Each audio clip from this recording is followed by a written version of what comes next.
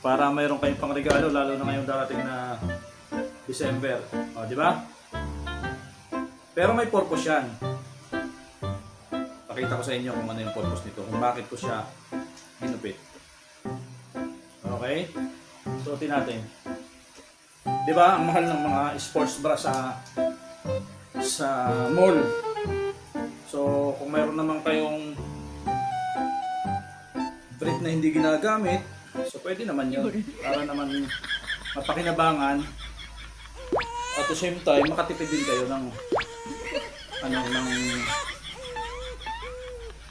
pangregalo. O, di ba? Ayan guys, oh. Nakita yung cleavage natin dito. Ayan. Ay! Oh. O, di ba? So, pwede nyo pang